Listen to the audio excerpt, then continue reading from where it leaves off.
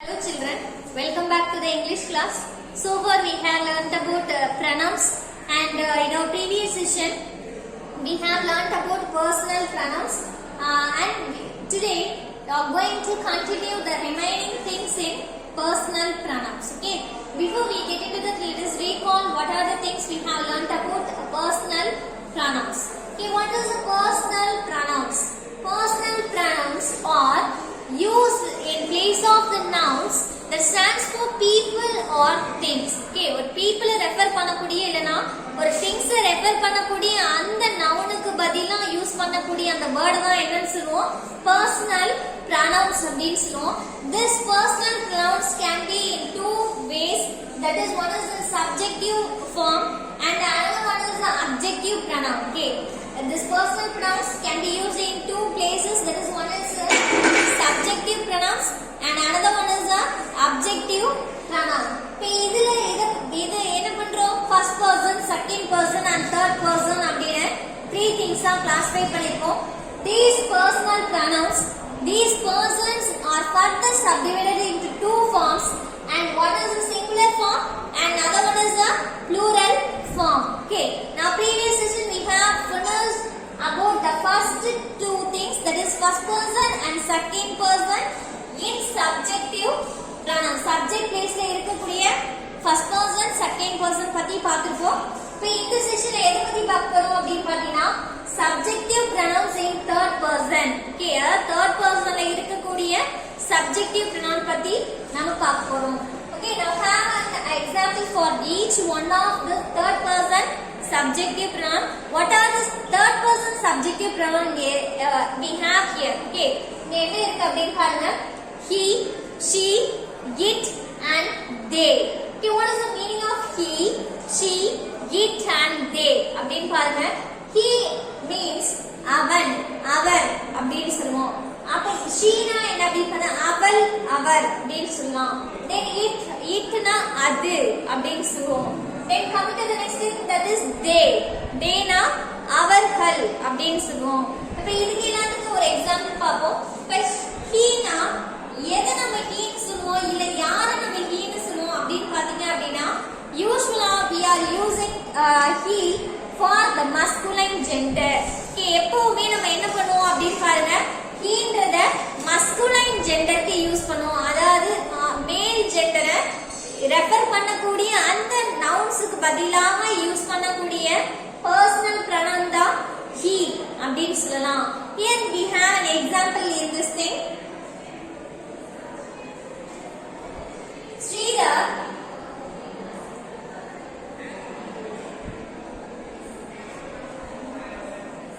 okay, look at here. Yes, Sridhar is the name of a boy. Okay, let's say Sridhar அப்படின்றது என்ன அப்படினு பாருங்க. Sridhar அப்படின்றது ஒரு பாயோட நேம் இல்லையா? So Sridhar finished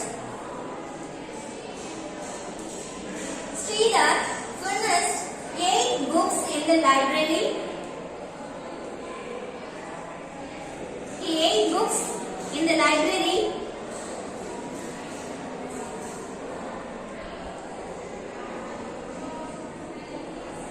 Yes, Sridhar finished 8 books in the library. Then next அப்படி பாருங்க, next என்ன வரும் அப்படி பாருங்க. He is a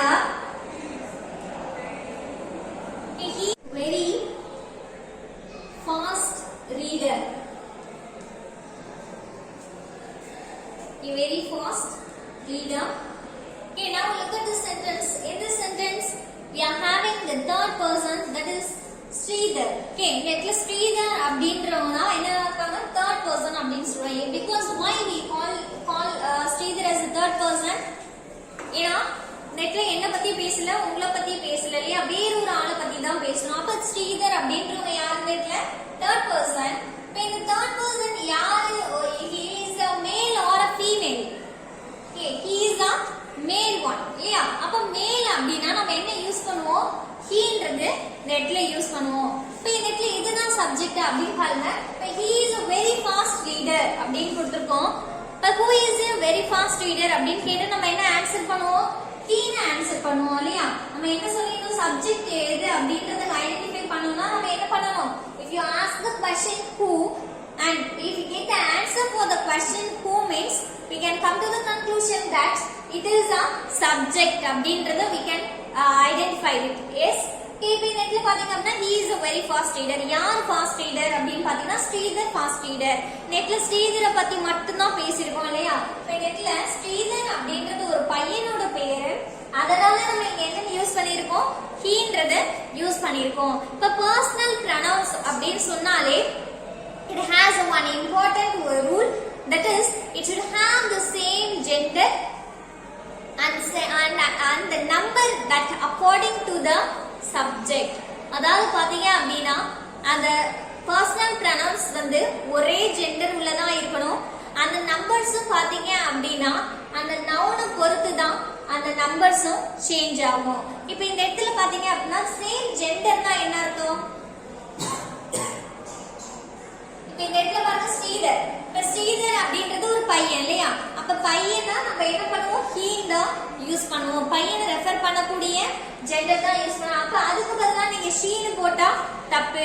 personal pronouns எப்பவுமே என்ன பண்ணும்? it should have the same gender. அதே ஜெண்டர் தான் இருக்கணும். வேற ஜெண்டர் மாத்த கூடாது. அதே சமயம் நம்பர்ஸும் சேஞ்ச் ஆக கூடாது. சேம் நம்பர் தான். நம்பர்னா 1 2 ன்னு சொல்லுவாங்க இல்லையா? இப்ப இந்த ஸ்ரீதர் அப்படின்றது எத்தனை பர்சன்? only one person இல்லையா? 1 person அப்படின்றதுனால இவன் ஒரு பையனா இருக்கனால he ன்னு யூஸ் பண்ணிருக்கோம். இப்போ நீங்க இந்த இடத்துல they அப்படின்னு எழுதிருந்தீங்க அப்படின்னா theyனா எத்தனை பேரை குறிப்பிடும்? theyனா நிறைய பேர் இல்லையா? more than one person, அவர்கள் அப்படின்னு சொல்லுவோம். ஒரு ஆளுக்கு மேல இருந்தாதான் நம்ம என்ன சொல்லுவோம்? theyன்னு சொல்லுவோம் இல்லையா? இப்போ இந்த இடத்துல ஸ்ரீதர்னு ஒரே ஒரு பர்சன் நேம் சொல்லிட்டு ஸ்ரீதர் பத்தி மட்டும் சொல்லிட்டு அந்த இடத்துல யூஸ் பண்ணக்கூடிய pronoun மட்டும் நிறைய பேர் மீன் பண்ண கூடாது. இது வந்து என்ன? It is a wrong one. அப்போ என்ன பண்ணணும்? the personal pronouns should have the same gender and the number that refers to the noun. Okay, இந்த noun பொறுத்து தான் இந்த numbers change ஆகும், genderம் change ஆகும். Okay, if it is a male means male, female means female, or animal அப்படினா animal. Okay, அது பொறுத்து தான் அதோட genders வந்து change ஆகும். அதே மாதிரி நம்பர்ஸ் எத்தனை? ஒரு ஆளா இருந்தா ஒரு ஆளை ரெஃபர் பண்ணக்கூடிய pronoun எழுதுவோம். இப்ப ரெண்டு பேர் இருக்காங்க, more than one persons இருக்காங்கன்னா அதுக்கு ஏத்த மாதிரி என்ன பண்ணுவோம்? pronouns வந்து சேஞ்ச் பண்ணுவோம். Okay, now coming to the next pronoun, that is she. இப்ப she னா என்னன்னு சொன்னோம்? she னா girl இல்லையா? அவள் அப்படின்னு சொல்லுவோம். sheன்றது ஒரு பொண்ணை குறிப்பிடக்கூடிய ஒரு pronoun அப்படின்னு அவள் அப்படின்னு சொல்லுவோம். இப்ப இதுக்கு என்ன எக்ஸாம்பிள் சொல்லலாம் அப்படின்னு பாருங்க.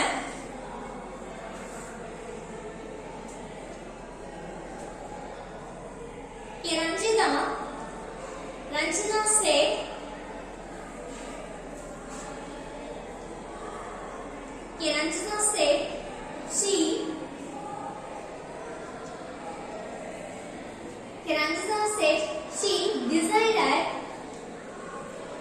decided to give them a surprise. She decided to give them a surprise.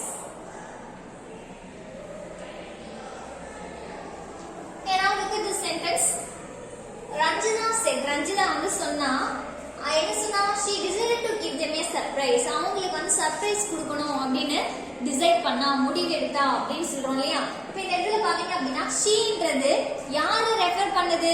ரஞ்சிதாவை refer பண்ணுது. ஏன் இந்த இடத்துல நம்ம she னு யூஸ் பண்ணிருக்கோம், he னு யூஸ் பண்ண கூடாதா? no, you won't use the gender he. okay, இந்த இடத்துல he னு கூடிய pronoun யூஸ் பண்ண கூடாது because Ranjana is a name of a girl இல்லையா? ஒரு girl அப்படினா அதுக்கான ஜெண்டர் தான் நம்ம என்ன பண்ணணும்? யூஸ் பண்ணணும். she னு யூஸ் பண்ணுவோம். அப்ப இதுவே வந்து அவர புக்கா இருந்துச்சுனா it னு நம்ம யூஸ் பண்ணலாம். இப்போ இந்த இடத்துல பாத்தீங்க அப்படினா இது சப்ஜெக்ட் பிளேஸ்ல தான் இருக்கா அப்படினு பார்க்கணும். okay, how can we identify it is a subject or not அப்படினு பாத்தீங்கன்னா you have to ask the question who. okay, இந்த இடத்துல என்ன பண்ணணும்? whoன்ற question என்ன பண்ணணும்? அரைஸ் பண்ணணும். இந்த இடத்துல whoன்ற question கேட்டு பாத்தீங்க அப்படினா you will come to the conclusion. இந்த பாருங்க, who decided to give them a surprise? யார் வந்து அவங்களுக்கு சர்ப்ரைஸ் கொடுக்கணும்னு டிசைட் பண்ணது? she, அவள் அப்படின்னு சொல்லுவோம். அப்ப இந்த இடத்துல இது என்ன? sheன்றது என்னவா இருக்கு? சப்ஜெக்ட்டா இருக்கு. sheன்றது என்னவா இருக்கு? சப்ஜெக்ட்டா இருக்கு. அதே சமயம் இது ஜெண்டர், சேம் ஜெண்டர். ஓகே, ஒரு ஆள் இருந்தா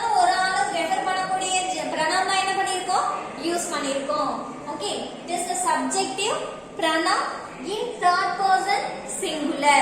Okay, now coming to the next pronoun, that is it. இப்ப இட்ன்றது எதுதெல்லாம் நம்ம இட்னு சொல்லலாம்?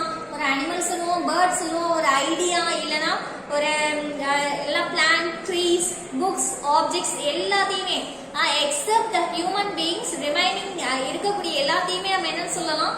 இட் அப்படின்றத சொல்லலாம் இல்லையா? இப்போ இதுக்கு என்ன எக்ஸாம்பிள் சொல்லலாம் அப்படின்னு பாருங்க. The cat.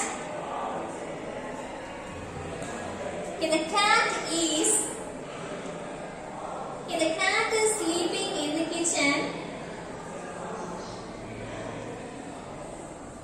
The cat is sleeping in the kitchen. It is black in color. It is black in color.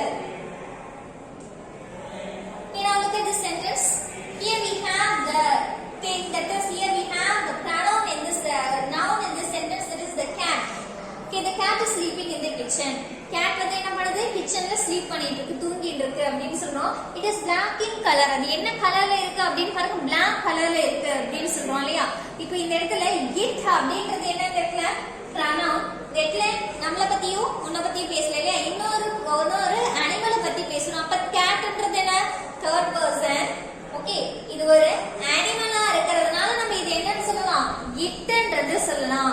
இப்போ இது சப்ஜெக்ட் இடத்துல தான் இருக்கா? ஓகே, இடத்துல இது சப்ஜெக்ட் பிளேஸ்ல தான் இருக்கு.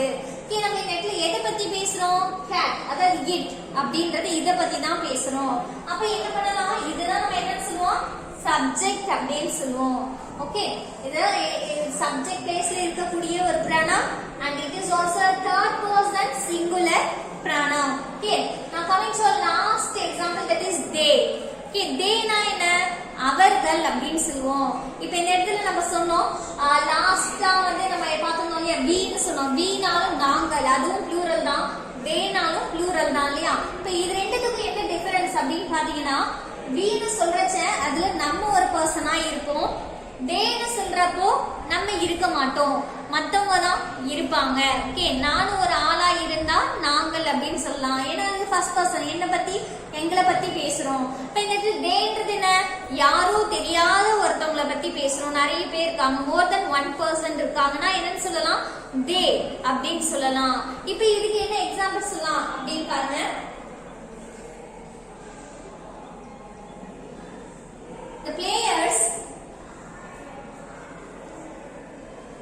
The players arrived yesterday. The players arrived yesterday.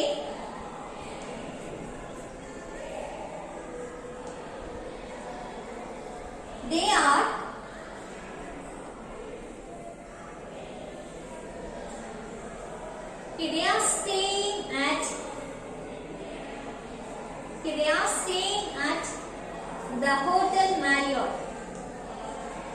They are staying at the Hotel Marriott. Okay, now see, here we are talking about the players. நேத்து நம்ம யாரை பத்தி பேசுறோம்? players பத்தி பேசுறோம். Players arrived yesterday. players லாம் நேத்தே வந்து சேர்ந்துட்டாங்க. They are staying at the Hotel Marriott. அவங்க எல்லாரும் எங்க ஸ்டே பண்ணிருக்கதா சொல்றோம்? Hotel Marriott ஸ்டே பண்ணிருக்காங்க அப்படி சொல்றோம். இப்போ நெட்ல பாருங்க, the players அப்படி சொல்லும்போது more than one persons இருக்காங்க இல்லையா? ஒரு பர்சனுக்கு மேல இருக்காங்க இல்லையா? ஒரு பர்சன் நம்ம மீன் பண்ணல, நிறைய பேர் இருக்காங்க. அப்ப பிளேஸ் பத்தி பேசுறோம். it is a third person. Okay, இன்னொரு மத்தவங்கள பத்தி தான் பேசுறோம் இல்லையா? அந்த பிளேஸ் பத்தி பேசுறோம். அப்ப இது third person. it is a noun. Okay, இது என்னன்னு சொல்லுவோம்? noun அப்படின்னு சொல்லுவோம். இது பாருங்க, இதுல தேன்றது யூஸ் பண்ணிருக்கோம். எதனால நம்ம தேன்ற pronoun இடத்துல யூஸ் பண்ணிருக்கோம்? who are staying at the Hotel Marriott னு கேட்டு நம்ம என்ன ஆன்சர் பண்ணுவோம்? we are saying that they அப்படினு சொல்லுவோம். Okay, when we ask the question for who, we can get the answer they. தேன்ற ஆன்சர் நமக்கு கிடைக்கும். அப்ப தேன்றது தான் என்ன? subject. Okay, who are staying at the hotel னு கேட்டா என்ன சொல்லுவோம்? they are staying at the hotel அப்படினு சொல்லுவோம். அப்ப இதுதான் என்னவா இருக்கு அப்படினு பாத்தீங்கன்னா சப்ஜெக்ட்டா இருக்கு. ஓகே, அடுத்து பாத்தீங்கன்னா இது third person. Okay, it is a third person. ஒரு மூணாவது ஒரு மனிதரை பத்தி பேசுறோம். பேசுறோம். அப்ப இது third personல இருக்கக்கூடிய plural form of pronoun and it is a subjective pronoun. Okay, இந்த இடத்துல என்ன pronoun இருக்கு? Subjective pronoun இருக்கு. Okay, that's it. Okay, these are the things we have learned in this session.